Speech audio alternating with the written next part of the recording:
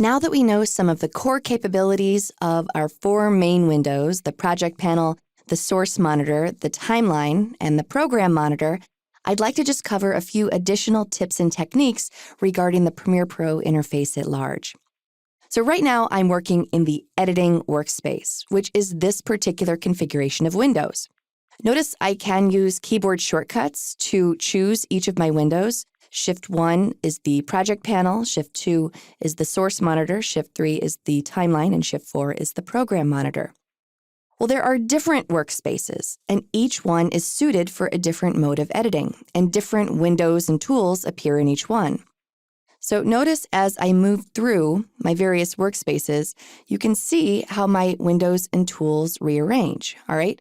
We'll be using many of these different workspaces as we navigate various modes of post-production throughout this course. For now, I'll just move back to the editing workspace. Now notice within each of my main windows are a number of panels. So say, for example, in my project panel, I also have access to my media browser and my libraries window. Within my source monitor, I also have my effect controls panel and my audio clip mixer. There are also some hidden panels. So if I come back down here, you can see that I have these double white arrows. And when I click on those, I can access a number of hidden panels. And they may or may not be hidden depending on how large my panel is. Now I can see all of the panels. Now, when you're first starting out, it's inevitable that you'll accidentally click on one of these other panels, and things may look strange because I'm used to looking at my project panel, for example, but suddenly it's out of view. So to get it back, I just click on the right panel. Or if it's out of view, let me go ahead and make this small and then come over here. And now I can't actually see my project panel. Remember, I always have my white arrows, so I click over here and get it back. Now, if it's just gone, which happens if I come up to this context menu and choose Close Panel, and then I come to my white arrows and there's no project panel to be seen, then all I need to do is come up to Window, and then any place with a check mark has a panel that's currently open. So if I go down to Projects, you can see that there's no check mark. So I just need to place a check mark. And then if there's multiple projects open, they'll all be listed here. So I'm just going to put a check mark here. And now I can actually move this back over to the far left where I'm used to seeing it. So I'm just going to grab it and then drag it all the way over to the left and drop, and now it's back the way I like it. Now, as you're moving windows and tools around, which you can do by just dragging in between, like so, all right? So I can just change the way things look, and I say, you know what? I just want the way my traditional editing workspace looks. I just need to come up to Window, and then Workspaces, and choose Reset to Saved Layout.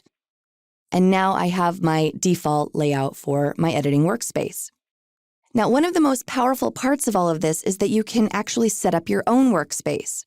This means that you can rearrange the way things look, and you can also add or subtract various windows and tools from here, and then save out your own workspace.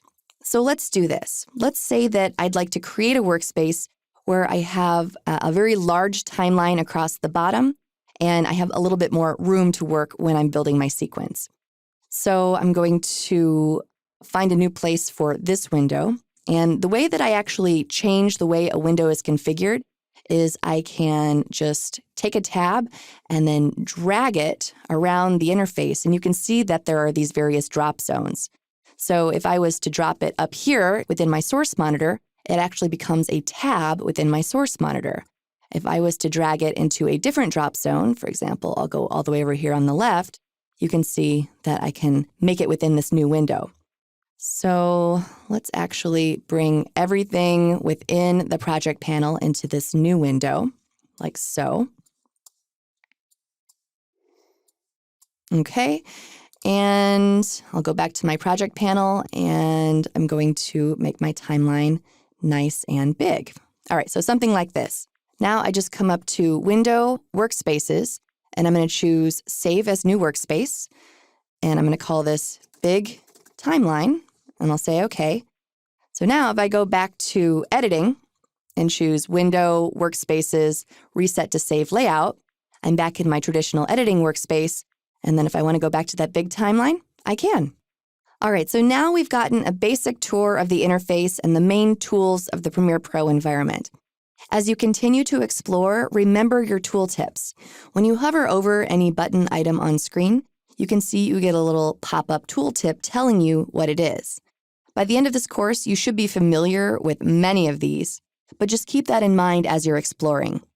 For now, let's go back to our home screen, which sets us up for the next chapter where we'll be going much deeper into exploring how we import and organize our assets.